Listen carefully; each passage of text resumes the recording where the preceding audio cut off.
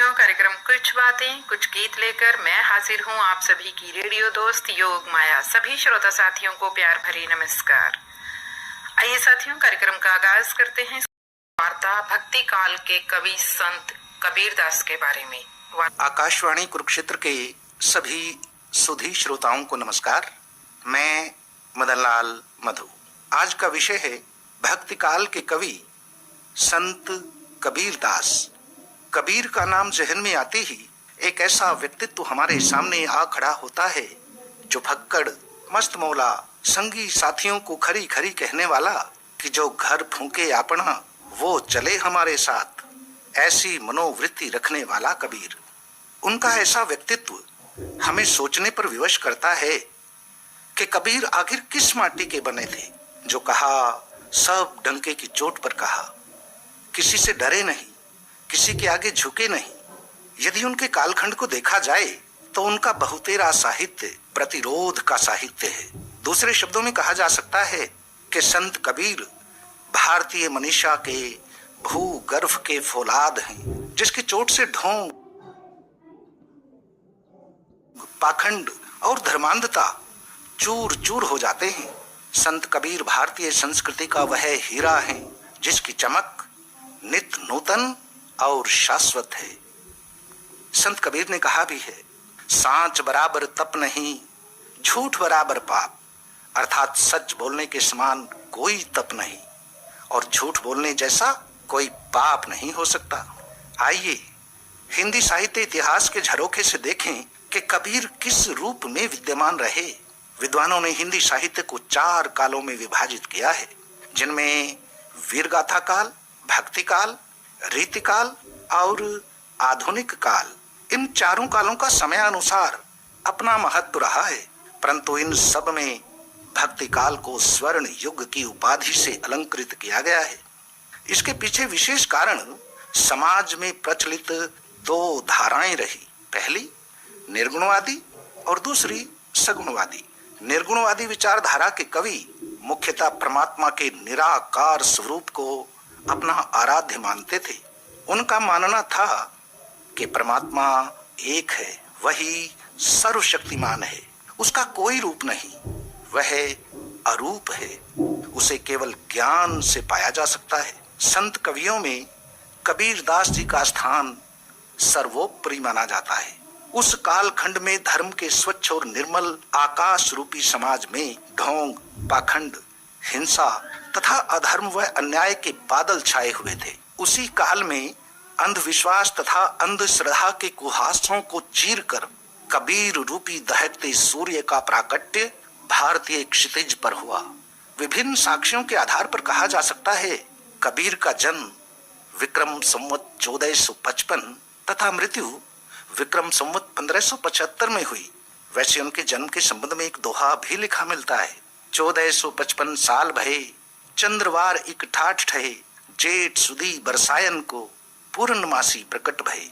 यह भी माना जाता है कि कबीर एक विधवा ब्राह्मणी के घर पैदा हुए, जो लोक लाज के भय से उन्हें लहर तारा नामक तालाब के किनारे फेंक आई थी। नीरू और नीमा नामक जुलाहा दंपत्ति ने उन्हें उठाया और उनका पालन पोषण किया। तत्कालीन समाज धर्म के मर्म को समझे बिना अलग अलग पद्धतियों से परमात्मा को पाने के लिए प्रयासरत था। कबीर को वह रास्ता उचित नहीं जान पड़ रहा था। उसे तो वह सब ढोंग नजर आता था। वे मूर्ति पूजा का खंडन करते हुए कहते हैं, पत्थर पूजे हरि मिले तो मैं पूजूं पहाड़, ताते यह चाकी भली पीस खाए संसार। एक अन्य पद भी इसी भाव की ओर इंगित करता है। कंकड़ पत्थर जोड़ के मस्जिद लई बनाए, ता चढ़ मुल्ला भांग दे, क्या बहरा हुआ खुदाए। कबीर का परमात्मा किसी एक निश्चित स्थान पर न रहकर घट घट में व्याप्त है। उसे इन खुली आंखों से नहीं देखा जा सकता, बल्कि उसे देखने के लिए अंतर्मन की आंखों की जरूरत है। उनके अनुसार परमात्मा दृश्य का नहीं, अनुभूति का विषय है, चिंतन का विषय है, मनन का विषय है। इन सब बातों को हम कबीर के एक पद से भली भांति समझ सकते हैं। मौको कहाँ ढूंढे बंदे, मैं तो तेरे पास में, ना मैं देवल ना मैं मस्जिद, ना काबे कैलाश में, ना ही कोनो क्रियाक्रम में, ना ही जोग बैराग में, खोजी होए तुरत ही मिली हूं, पल भर की तलाश में, कहत कबीर सुनो भी साधो, सब सांसों की सांस में। वास्तव में संत कबीर कहना चाहते हैं कि यदि हम में श्रद्धा है, विश्वास है, तो ईश्वर हमसे दूर कहां, तब तो वे हमें अपने ही पास में दिख जाएंगे। और यदि श्रद्धा विश्वास नहीं है, तो चाहे मंदिरों मस्जिदों के कितने ही चक्कर काटते रहें, हम परमात्मा के सत्य स्वरूप से दूर ही रहेंगे। यदि हम उस परमात्मा को पाना चाहते हैं, तो उसे केवल आत्मज्ञान से ही पाया जा सकता है। संतो भाई आई ज्ञान की आंधी रे, भ्रम की टांटी सबे उड़ानी, माया रहे न बांधी रे। कबीर का ज्ञान हमें चिंतन को बाध्य करता है, परंतु कबीर के साहित्य का अनुशीलन करने पर पता चलता है कि वह सब ज्ञान उनके चिंतन एवं मनन का परिणाम है। और फिर वे एक ऐसे गुरु के दिखाए सदमार्ग पर चले जहां केवल ज्ञान ही ज्ञान था। कबीर अपने गुरु रामानंद जी को भगवान से बढ़कर दर्जा देते हैं, क्योंकि गुरु ही वो मार्ग प्रशस्त करता है जिस पर चलकर परमात्मा को पाया जा सकता है। कबीर का कहना है, पाछे लागा जाई था लोक वेद के साथी, आगे तैं सतगुरु मिल्या दीपक दिया हाथी। दीपक दिया तेल भरी, बाती दई अघट, पूरा किया बिसाहुणा, बहुरी न आवो हट। सतगुरु हम सुरींझ कर, एक कहो प्रसंग, वर्षा बादल प्रेम का, भीज गया सब अंग। गुरु की महिमा से ओतप्रोत एक और पद देखिएगा। सतगुरु की महिमा अनंत है, अनंत किया उपकार, लोचन अनंत उघाड़िया, अनंत दिखावण हार। सदगुरु ही मन की आंखें खोलकर ईश्वर के अनंत स्वरूप के दर्शन करवाते हैं। और इसके साथ ही उनका यह भी मानना है कि ईश्वर को प्रेम द्वारा ही पाया जा सकता है। ऐसा प्रेम जिसमें कोई छल नहीं, कोई दिखावा नहीं और किसी प्रकार का कोई भेदभाव भी नहीं। प्रेमी ढूंढत मैं फिरूं, प्रेमी मिला न कोई, प्रेमी को प्रेमी मिले, सब विष अमृत होए।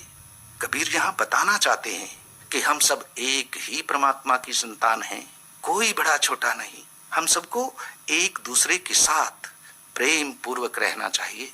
परस्पर प्रेम पूर्वक रहने की बात कबीर ने इसलिए कही क्योंकि उस वक्त समाज जात पात की बेड़ियों में बुरी तरह जकड़ा हुआ था। उनका मानना था कि जातियां तो इंसानों की बनाई हुई हैं, ईश्वर ने तो सबको एक समान पैदा किया है। वे एक ऐसे समाज की परिकल्पना करते हैं जिसमें कोई छोटा बड़ा ना हो, सब एक समान हो, सब एक दूसरे का आदर मान करने वाले हों।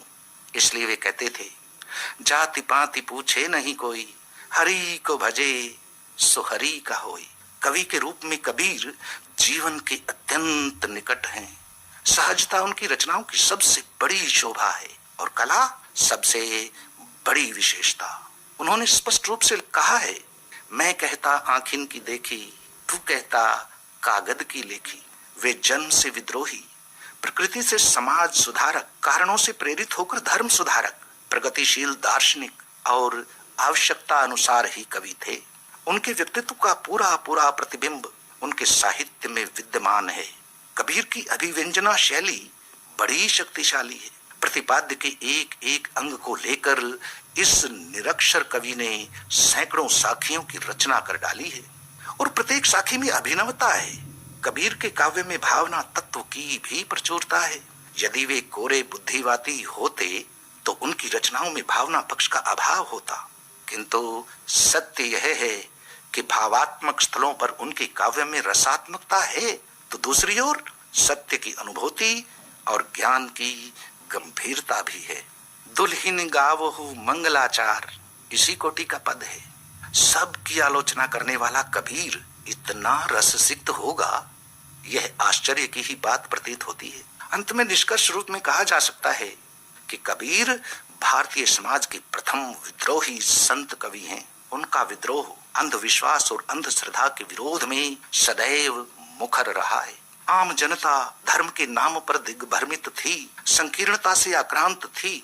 ऐसे में कबीर ने समाज को इस अंधकार से बाहर निकालने का भरसक प्रयास किया। अब इतना तो कहा जा सकता है कि 800-900 वर्षों के सुदीर्घ प्राकट्य काल के बाद भी कबीर हमारे वैयक्तिक एवं सामाजिक जीवन के लिए बेहद प्रासंगिक एवं समीचीन लगते हैं। वे हमारे लोक जीवन के इर्द गिर्द घूमते नजर आते हैं। कबीर ने बीजक वाणी में हिंदू और मुसलमान के साथ साथ ब्रह्मांड के सभी लोगों को एक ही धरती पर प्रेम पूर्वक आदमी की तरह रहने की हिदायत दी है। कबीर मानवीय समाज के इतने बेबाक, साफ सुथरे, निश्चल मन के भक्त कवि हैं। कबीर ने घट घट वासी चेतन तत्व को राम के रूप में स्वीकार किया है।